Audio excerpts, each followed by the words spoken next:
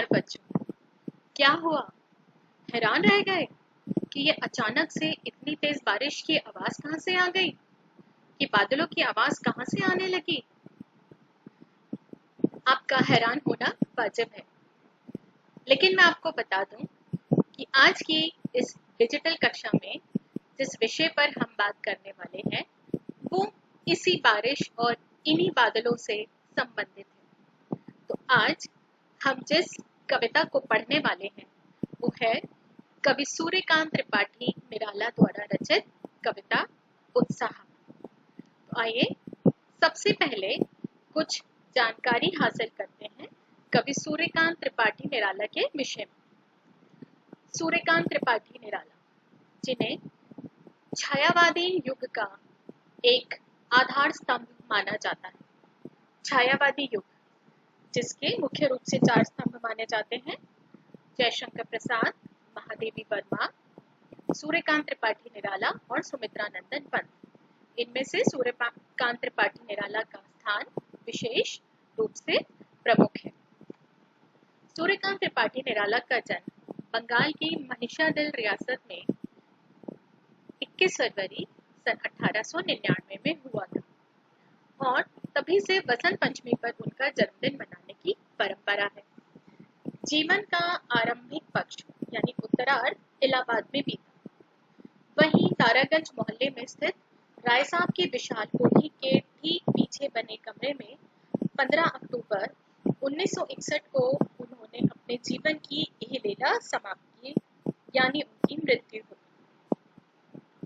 निराला जी ने अपने बचपन में भी बहुत संघर्षों और अभावों का सामना किया। उनके पिताजी एक छोटी सी नौकरी में कार्यरत थे, जिसके कारण उन्हें कई असुविधाओं और कई बार समाज में परिवार को मान अपमान का सामना करना पड़ता था। बचपन में ही उनकी माता की मृत्यु हो गई। फिर इसके अलावा पहले महायुद्ध के बाद एक महामारी फैली, जिसके अंतर्गत उनके उनके पिता, उनके चाचा, भाई, भाभी, इन सभी का देहांत हो गया। ऐसा कहा जाता है कि आगे चलकर इनकी पत्नी का भी देहांत हो गया और फिर बाद में इनकी पुत्री सरोज, जिनसे ये बहुत प्रेम करते थे, उसकी भी मृत्यु हो गई। अपनी पुत्री सरोज की स्मृति में उन्होंने एक कविता काव्य रचना की थी, सरोज स्मृति, जो बहुत प्रसिद्ध हुई है।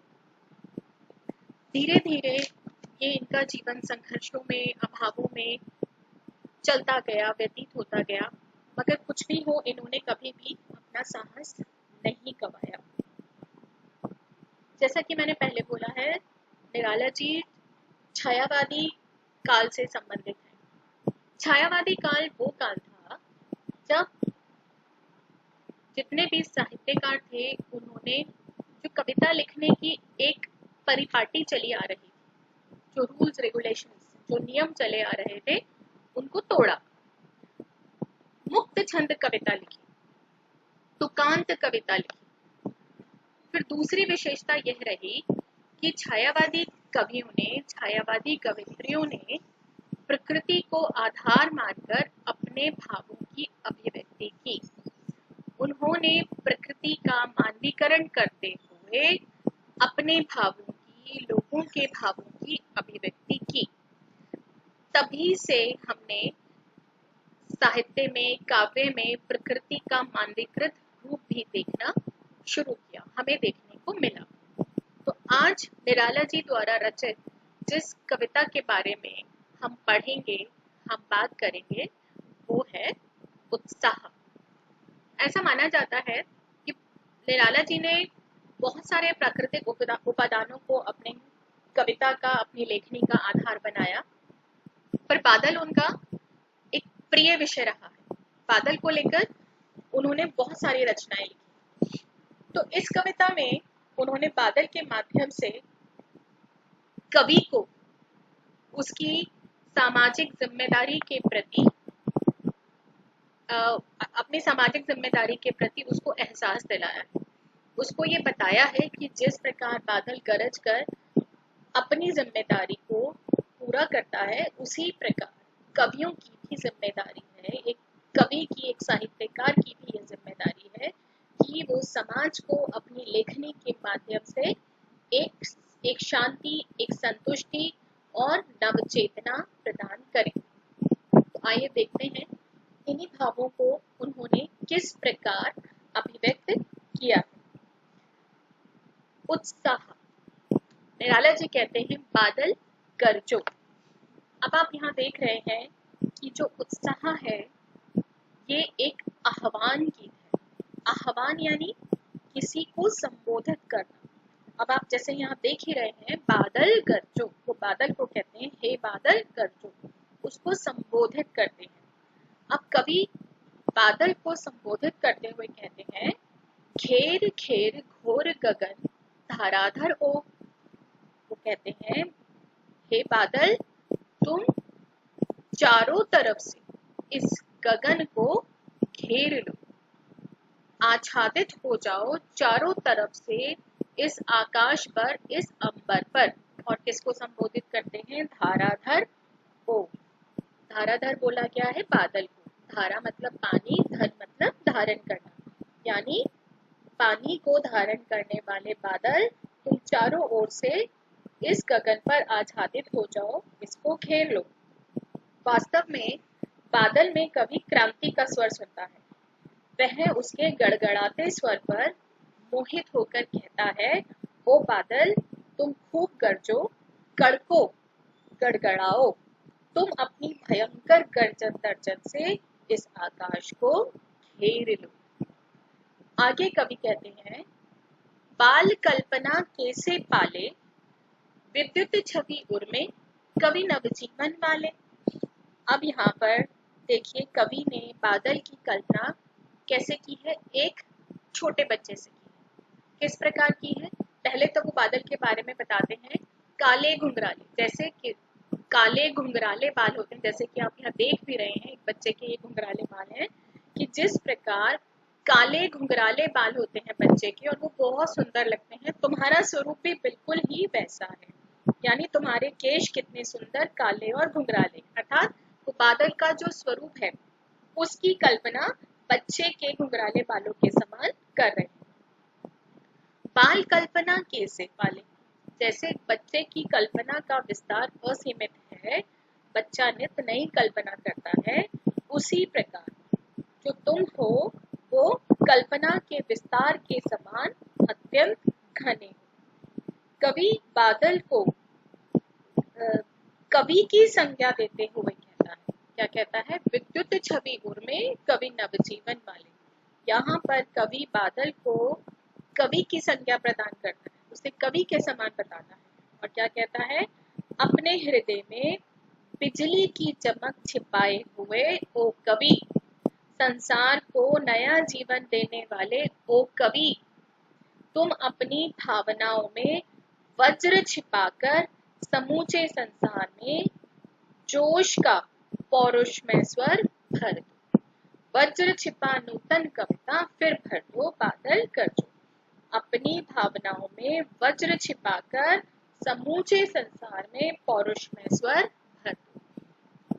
देखा जाए तो जो इंद्र देवता है उनका शस्त्र भी वज्र माना जाता है और जो हमें दिखाई नहीं देता है ना। इंद्र कौन है? इंद्र अंबर के गगन के देवता हैं। तो वो कहते हैं कि जिस प्रकार इंद्र देवता अपने भीतर वज्र की कठोर शक्ति छिपाकर बादलों के द्वारा गरजते हैं, बरसते हैं, उसी प्रकार हे कवि समाज में जो वर्ग प्रताड़ित है, जो वर्ग शोषित है, जो वर्ग अशांत है, जिस वर्ग के अंदर साहस नहीं है, तुम अपनी लेखनी के माध्यम से क्या करो? ऐसी कविताओं का सृजन करो कि जिनके माध्यम से उनके भीतर पौरुष, क्रांति, विप्लव की भावना जागृत हो, नया उत्साह, नया साहस जागृत हो। कवि के हृदय में उथल पुथल करने की क्रांतिकारी शक्ति होती है और इस शक्ति का प्रयोग वो अपनी कलम के माध्यम से चाहे तो कर सकता है। इस प्रकार उन्होंने बादल को आधार बनाकर, निराला जी ने बादल को आधार बनाकर कवियों को भी समाज से प्रत्यक्ष रूप से जुड़ने की एक प्रेरणा दी है। तो इस प्रकार अगले पद्यांश में वो अपनी बात को आगे बढ़ाते हुए कहते हैं, विकल विकल उन्मन थे उन्मन, विश्व के निदाद के सकल जन, आए अज्ञात दिशा से अनंत के घन, तप्त धरा जल से फिर शीतल कर दो बादल गरजो। अब यहाँ पर कवि कहता है कि जब वर्षा नहीं हो रही थी तो क्या था, चारों ओर बेचैनी थी। विकल विकल यानी बेचैनी थी, व्याकुलता थी, हर मनुष्य परेशान था, लोगों के मन उचट रहे थे, उन्मन यानी उचट रहे थे, उनका मन कहीं लग नहीं रहा था, अनमने थे। विश्व के सभी लोग भीषण गर्मी के कारण दुखी थे, विश्व के निदाद के सकल जन, सभी लोग अत्यंत गर्मी के कारण दुखी थे। तब क्या हुआ, आए अज्ञात दिशा से अनंत के घन, तब ना जाने आकाश की किस अनजान दिशा से ये बादल चले आए। कवि बादल का आह्वान करते हुए कहता है, तप्त धरा जल से फिर शीतल कर दो बादल गरजो।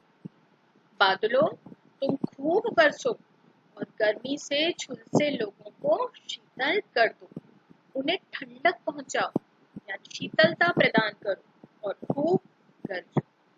एक प्रकार से बादल के माध्यम से कवि ने जो प्रतीकार्थ समझाया है, जो सांकेतिक अर्थ समझाया है, उसका तात्पर्य यह है कि संसार में, समाज में, विश्व में चारों ओर हिंसा है, कष्ट है, दुख है, लोग परेशान हैं और जिसके कारण वो अनमने हैं, उनका मन नहीं लग रहा, वो उन्मन है, वो विकल है।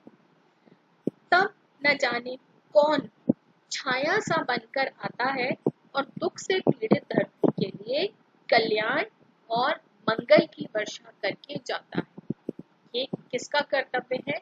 ये है एक लेखक का कर्तव्य, एक कवि का कर्तव्य। तो इन पंक्तियों के माध्यम से कवि निराला जी ने लेखक को, साहित्यकार को, कवि को, कवित्री को ये कहा है कि तुम अपनी लेखनी से, तुम अपनी कविताओं से, तुम अपनी सृजनाओं से कुछ ऐसा लिखो, कुछ ऐसा नया सृजन करो ताकि लोगों के हृदय में शांति और साहस दोनों का ही जन्म हो। वो दोनों के लिए दोनों के साथ ही समाज से लड़ने का, अन्याय से लड़ने का साहस जुटा पाए।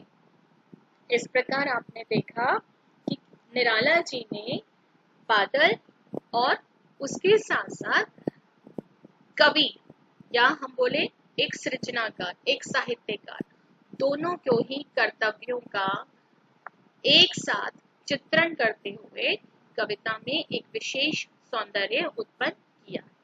जैसा कि हमने पहले भी बोला कि निराला जी छायावादी युग के प्रमुख कवि रहे हैं, तो उस युग की जितनी भी विशेषताएं हैं, काव्यगत विशेषताएं हैं, उन सभी का प्रयोग, उन सभी का अनुसरण निराला जी की कविताओं में मिलता है। उत्साह कविता में भी हमने देखा कि यह छंद मुक्त कविता है और कवि ने प्रकृति चित्रण के माध्यम से, अर्थात प्रकृति चित्रण में उन्होंने किसको लिया है? बादल को, और क्या किया है? मानव के हृदय की भावना को व्यक्त किया है, भावों की सूक्ष्म अभिव्यक्ति की है कि जब, जिस प्रकार उन्होंने बोला है कि जब वर्षा नहीं होती तो लोग किस प्रकार से बेचैन रहते हैं, अनमने रहते हैं, धरती बंजर होती है और जैसे ही वर्षा होने लगती है तो चारों तरफ हरियाली और खुशी का वातावरण हो जाता है। तो भावों की सूक्ष्म अभिव्यक्ति को बादलों के माध्यम से अभिव्यक्त करना, उसका चित्रण करना निराला जी की विशेषता है।